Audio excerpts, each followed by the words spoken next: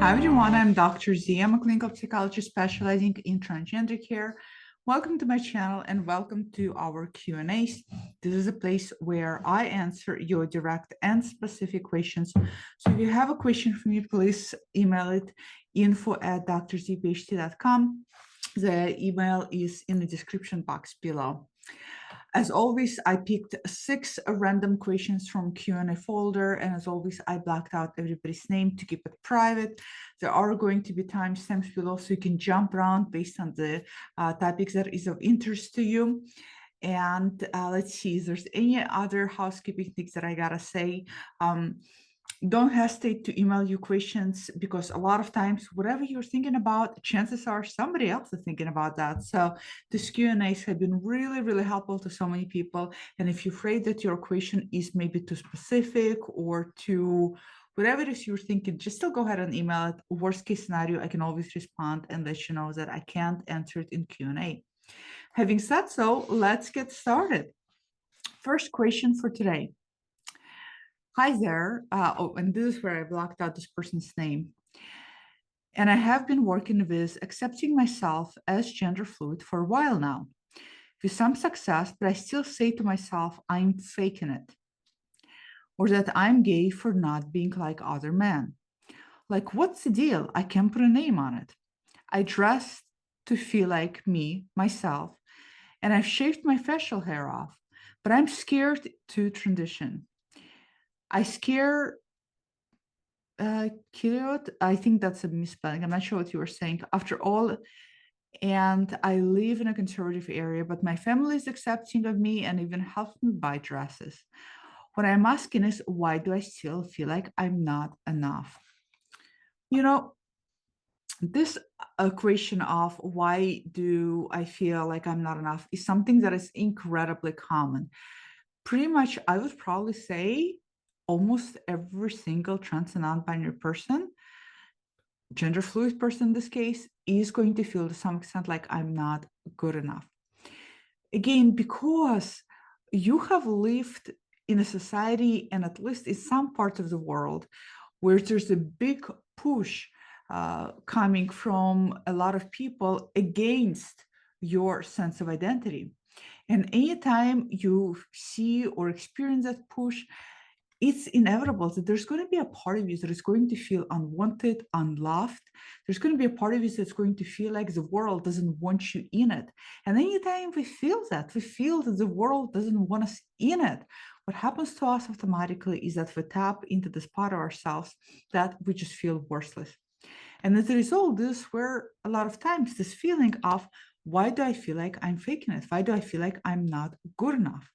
It's almost as if a lot of you set this completely insanely high bars that you have to meet for yourself. And then when you don't, or when you perceive you're falling short, you wrap yourself up in a lot of guilt and in a lot of shame. Additionally, for some gender identities, such as, for example, gender fluid or non-binary, this idea of I'm faking it is also a very common one. Again, because in the world we have so many people who are constantly policing your identity, who are gatekeeping your identity, and who constantly use language such as you're faking it, you're going to grow out of it, there's no such thing as non-binaries, there's no such thing as gender fluid or gender queer. It's all completely bullshit. It's all completely gender ideology. It's all nonsense. When you hear those things, you're going to start to question yourself. You're going to start wondering whether what you're actually feeling is true or not. The best way is to step back from all of that stuff and to step into yourself, to ground yourself in yourself, and to start again listening to your inner compass, to start listening to yourself, and especially to start learning how to experience the feelings you're having in regards to gender, and paying attention to what they're telling you. If what you're feeling, what you're doing, and when you feel, when you're expressing yourself, if those feelings are good feelings, if you feel good, if you feel like this is me, if you feel affirmed, if you feel validated within yourself, trust those feelings.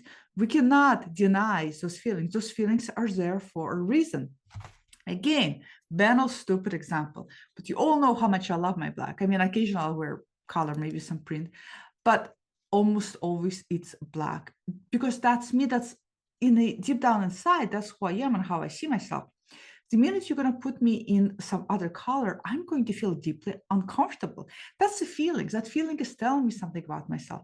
Same thing for all of you. There's elements of authenticity to who you are. When you step into those elements, they should feel good. Now, you may feel uncomfortable because it's your first time trying it, or you may feel like people are watching you, or whatever else insecurities might come up. But essentially, it should feel good. Trust those feelings. So that's what I recommend. Start trusting your feelings, and things will fall into place. And I wish you all of the best. Question number 2. Dear Dr. Z, many thanks for making your book available to me. I loved how concise it is and for your very thoughtful answer to my last question. I have another question for Monday Q&A, please. You are so welcome. As I always say, anybody who can't afford a copy of my book on New Terms, Gender Transition Redefined for Adults, email me. I'd be more than happy to send you a free PDF copy of the book. Would you have any hints on how I can figure out whether I am more of a trans woman or more of a gender fluid person? I understand that experimentation over a longer period of time may help solve the issue, but I will not have this opportunity before coming out at work. I wonder why you may not have this opportunity before coming out at work. I would hate for your work or circumstances to dictate making decision toward trans feminine or gender fluid identity versus making the decision based on actually how you feel.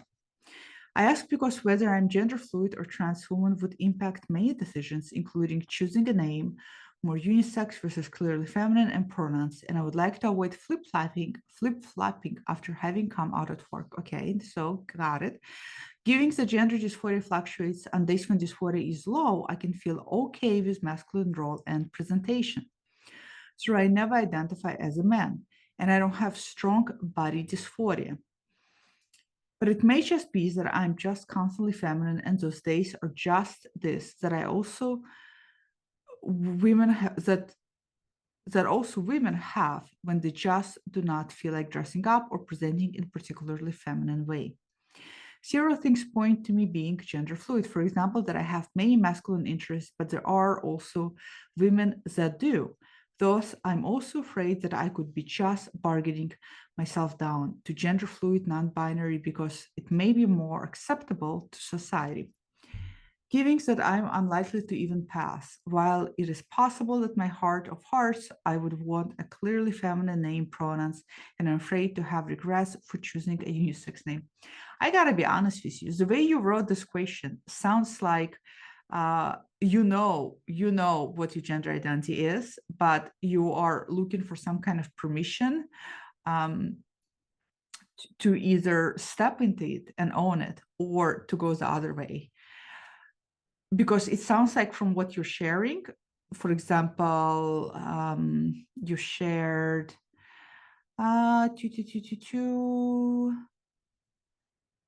so I never identify as a man, right? And then that in heart of hearts, you would want a clearly feminine name and pronouns. Okay, so those things are telling. So first of all, I just want to say this. There's nothing wrong with flip-flopping. Sometimes, and for a lot of you, flip-flopping is exactly what you need in order to figure things out for yourself. So don't be afraid of flip-flopping. Nothing wrong with it. Gender is confusing. Gender is not very clear-cut. And sometimes we need to flip-flop to just really figure out what or where we land on a spectrum. So I just want to be very mindful of anybody listening, because flip-flopping is essential to a lot of people, and there's nothing wrong with that. Again, gender is confusing. Even if you adopt a name and then change it, and even if you change pronouns, nothing. This is exploratory. Gender is one of the things we understand through lived experiences. And sometimes we need those experiences in order to really understand where we land. So for that reason, for those who are thinking about or concerned about flip-flopping, please don't be.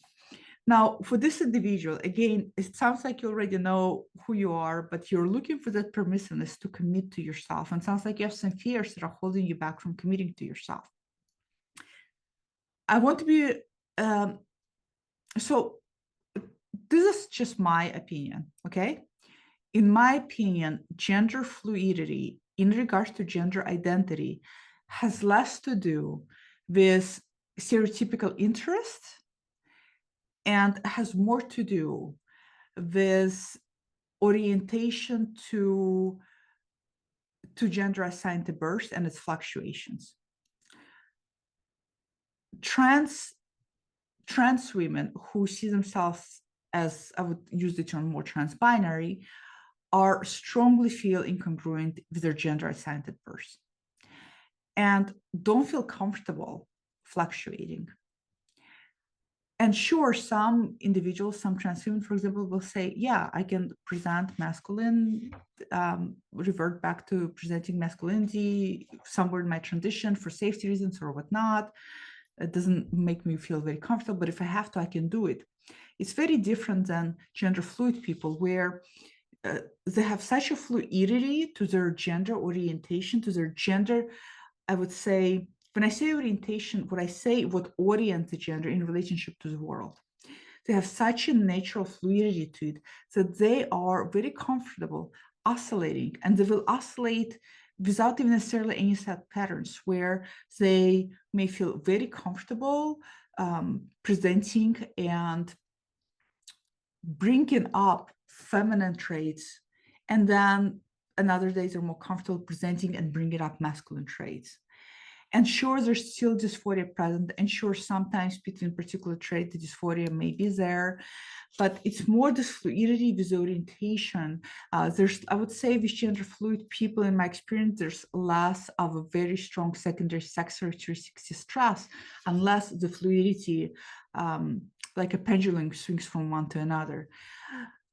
What you're describing in terms of masculine interests, there's nothing wrong with that. You can have interests of, the interests are what we socially are conditioned to think define gender, but they absolutely do not. I would suggest for you to maybe sit down and let all these things out of your head and write down gender fluid, write down trans feminine, and write down what feels fitting to you here, what feels fitting to you here, and honestly look at those two columns. If you're still really afraid or not sure, and you feel like you want to start with gender fluid, like a stepping stone, I would say, to see whether you will be comfortable remaining a gender fluid person, or if you're going to eventually evolve into trans feminine identity, then go for it. There's nothing wrong, like I said, with flip-flopping, and sometimes we need it. I wouldn't be so worried about how others are going to react. So that's what I would recommend. Other people, comment below, share what your thoughts are on this, share some of the input, but that's what I would recommend. And again, there's nothing wrong with flip-flopping, and I wish you all the best. Question number 3. Hi, Dr. Z. I want to apologize for my previous message. I was fresh from the described trauma and included way too much detail here. Here's the shorter version. So I appreciate this person including shorter version with less traumatic account, so we don't vicariously traumatize somebody else. This is a great example of email being sent to me that has too much details that may not be the best to read for everybody else, and the abbreviated version is just fantastic. Thank you for your invaluable support of our community. I'm 38-year-old trans woman, nearing 10 years into my social transition.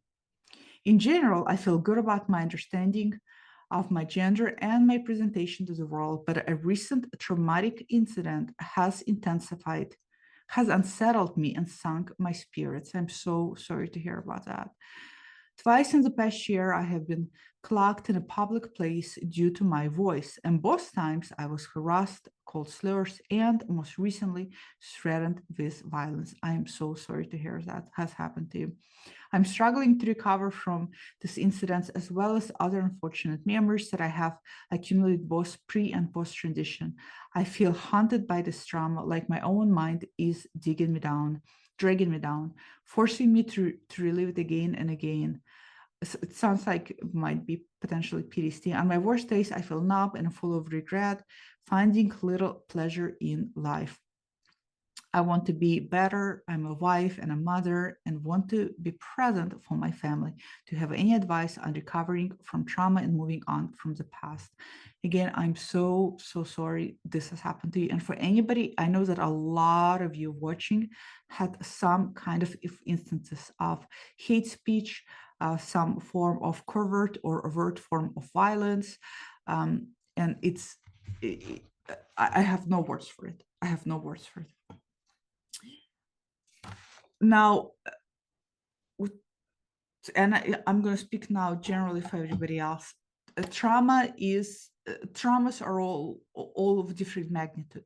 Some traumas are traumas we can recover from with time. Some traumas cause us symptoms of distress, which eventually developed into post-traumatic stress disorder, where we are struggling to live day in day. We're having flashbacks, we're having a hard time sleeping and concentrating. We may have a physiological response. Our pulse might get sweaty. All sorts of things might be happening as a result of your body and your memories reliving the traumatic incidents. Especially for people who are in this position where they're starting to have a dribbling effects of a history of trauma in their current lives, therapy, trauma-based therapy is going to be paramount. I know therapy is a luxury, but it's going to be incredibly, incredibly important. If you absolutely cannot have therapy for whatever reasons, financial or otherwise, what I would recommend at that point is to find a provider, solid licensed providers such as myself on YouTube, who do talk about trauma, who do talk about PTSD, who do give tips and guidance and give additional maybe things, grounding exercises, breathing exercises, meditation exercises to work through those things outside of the therapy. If not, online individuals who focus on trauma, books of people written by individuals by how to work through those experiences yourself. If you haven't got to the point where trauma is causing all the symptoms in your life, but you still have trauma, again, therapy before it gets to this point is going to be paramount. On the trauma that has not been worked through, that just sits there, may eventually, like a volcano, erupt at any point when something may trigger it, and you don't want to be in that position. So anybody watching, when it comes to trauma, I highly recommend therapy. Again, I know it's a luxury. In that case, I am sure there's got to be a psychologist or a mental health therapist on YouTube somewhere that, just like me, focuses on trauma in this case and talks about trauma and relieving trauma. And you don't need that psychologist or therapist to be gender informed, because trauma is trauma. Trauma doesn't know gender. Trauma it doesn't discriminate based on your gender or your race or any other type of demographic factors. Trauma happens to all of us, unfortunately, and it's really important for us to take care of ourselves and work through. So that's what I wish, and I wish you all of the best, and my heart really goes out to you. And I'm glad you connected to this channel for some at least additional support. Question number 4. Good day, Dr. Z. I'm so grateful to be able to speak with you. Your well-informed advice is deeply appreciated. You're so welcome. I'm sure this notion is not new, but are there any evolutionary pressures that lie at the root of homophobia, transphobia, and even xenophobia? Evolutionary pressures. I wonder what you mean by evolutionary pressures. The drive in all living organisms to procreate is so strong.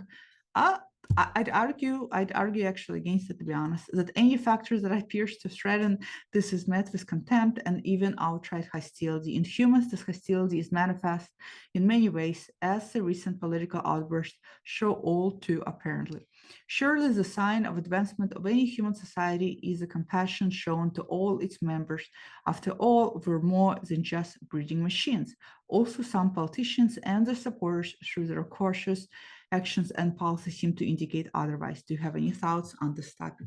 That's an interesting topic. I'm going to be honest. I intuitively, because it's not like I read a lot on the subject matter, but I really don't believe that at least human species is meant to procreate. I really don't believe that. I don't believe it because I have zero desire to procreate. I know lots of people have zero desire to procreate. Lots of you have zero desire to procreate. I think the idea is that the whole idea of, first of all, of heterosexual relationship, man and a woman, and the second idea is that they need to be united in the name of God, and then they need to make babies. It's completely Christian concepts, just to name a few. I'm sure these concepts are fitting in a lot of other um, I'd say paradigms. Um, we've all been conditioned to um, perceive procreation as necessity, as essential drive. Freud written about it. I mean, come on. Then what happened to all the people who have zero drive to procreate it? Either defective, are they broken, are they somehow. And you know what, to be honest, we have way more people who do genuinely desire to procreate. So the world is going to continue to go on. It's not like the human species is going to go extinct because some of us don't want to procreate. So I don't really believe this notion in procreation as something that our species is naturally drawn to. I just don't think that's true. And I think that there's apart from Christianity, there's evolution predispositions to that. If we really think about it back long way into the history, um, you know, first of all, people needed to have bigger families before industrialization came into history. I mean, there's a lot of reasons why people made decisions to procreate or to have larger families, but they were all, I would say, they're all reasons stemming from a survivor or stemming from a need versus like this inner desire to procreate. We need to procreate. We have a need to procreate. So in that sense, yeah, sure, there's evolutionary, obviously, concepts to it as human species have evolved. But I don't think that that's necessarily all human species have this need to procreate.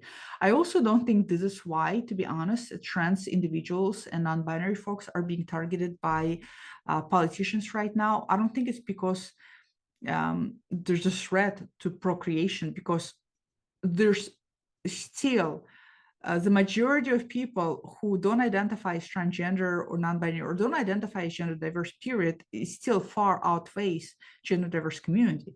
So again, I don't think that suddenly the world is going to go kaboom because there's nobody who wants to procreate. I think they may use it at the hearing to get people to jump on a bandwagon.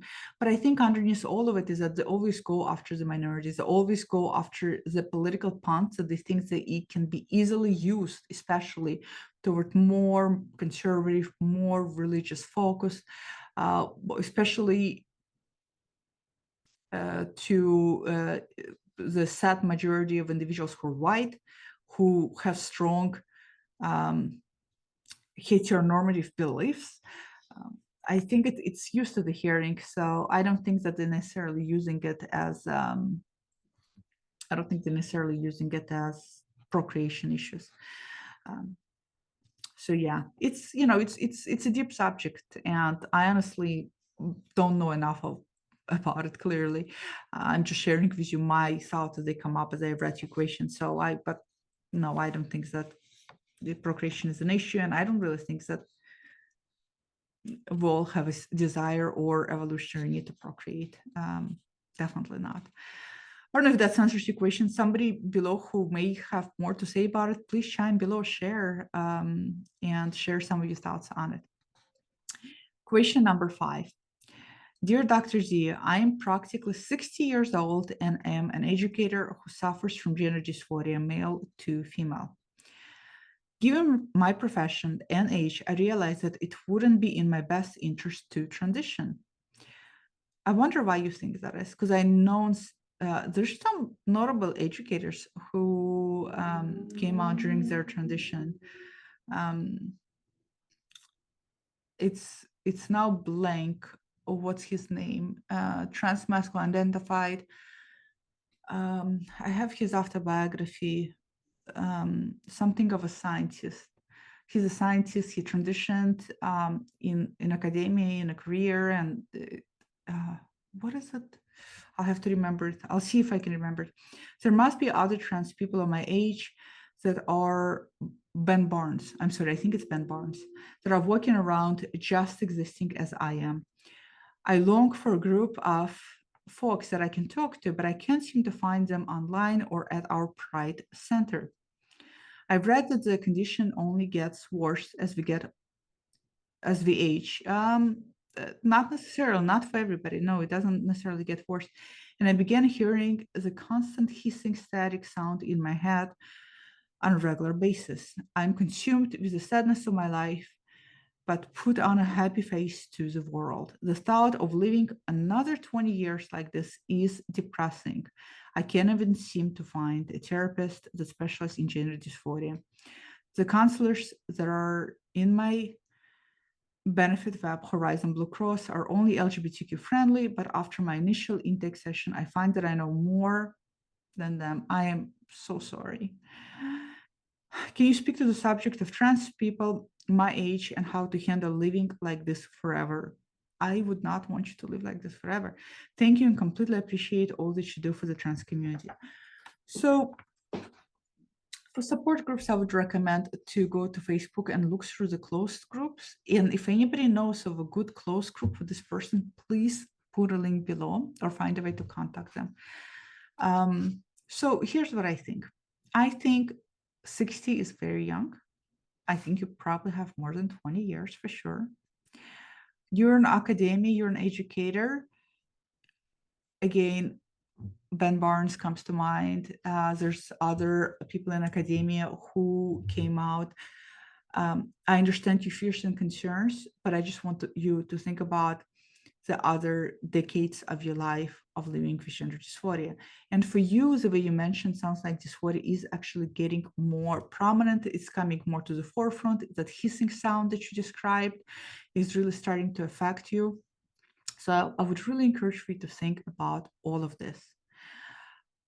I would not give you advice how to live like this forever, because there is no advice how to live like this forever. People do the best they can. People cope the best ways they can.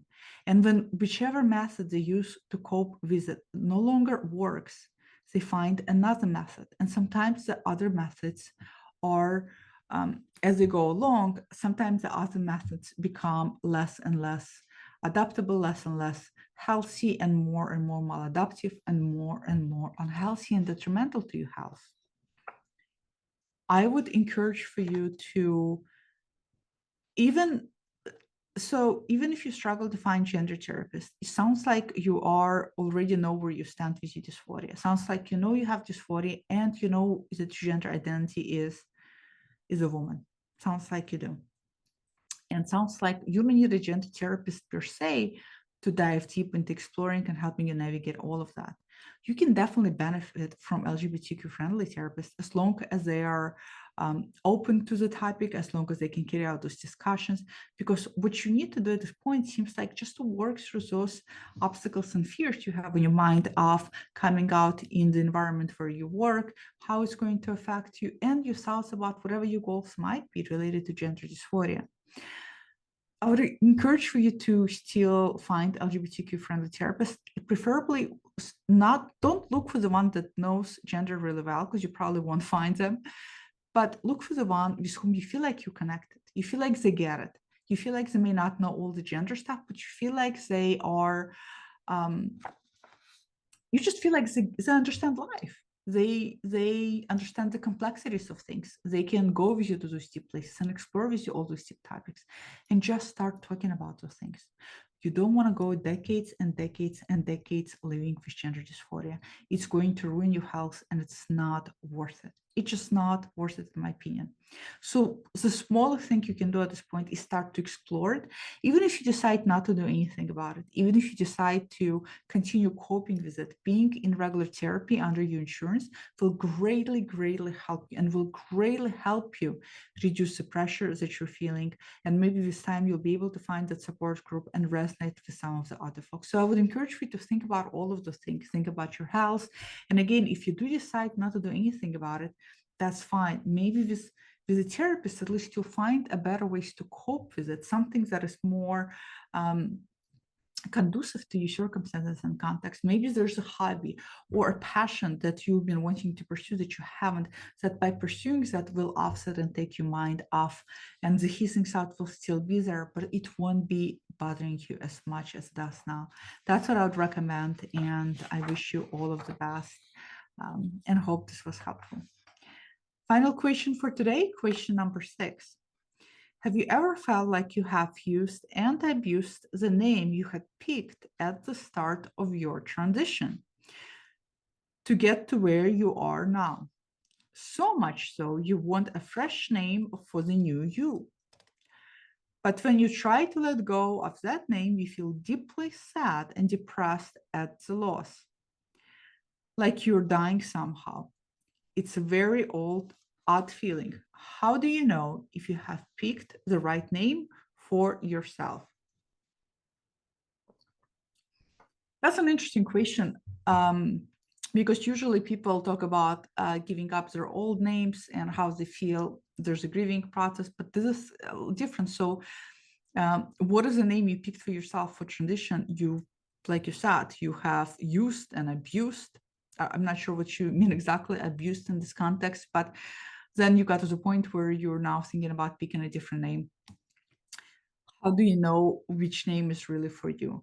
If if somewhere along in your transition, or maybe toward the end of your transition, whatever that may be for you, if you start to feel like that the name you initially picked, you're starting to have some feelings of resentment, contempt toward, some feelings of negativity toward, I would encourage for you to explore what those feelings are. What are they telling you? And if there are feelings that can be easily worked through, work through them, especially if you love your name and you want to keep it. If, however, you find out that there's some things that got tied to your name as you went along, or it got to the point where you maybe realized it doesn't really sit right. Maybe in the beginning you felt like this really sat right with you, but as you evolved and as you discovered more about yourself, it no longer seems fitting.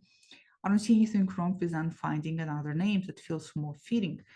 I think its names are not some things that are set in stone. They're not some things that are branded into ourselves. I think that's something that we all have to be more flexible about, and be more. When I immigrated to United States when I was 13 years old, I Americanized my name from Natalia to Natalie, and I used Natalie for the longest time until um, my mid 20s, when I said, "Oh, yeah, I don't know what I was thinking. I'm definitely not Natalie. I want to go back to my roots and to my name, Natalia." And so I reverted back to using my name, Natalia. And by that time, I already had a bachelor's degree, so I had to go and had that change on my degree. You have to do those things sometimes because you realize things about yourself as you evolve, and there's nothing wrong with that. So think about that. What is it about the name that you feel like you used and abused that bothers you, and does it truly no longer sits with you? And if it no longer feels right, go ahead and pick a new name. um, how do you know if the name you pick is the right name for you?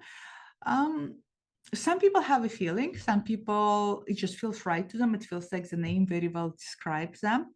Sometimes people don't really know. They don't have a feeling, but they try it out. Before maybe they legalize it, they ask some of the people close to them to use that name when they're referring to you. And every time they use that name, see how it makes you feel. Does it feel right? Does it feel wrong? And with some time, you'll know whether that's the right name for you or not. But again, don't be afraid to change it. It's something that all of us can easily do.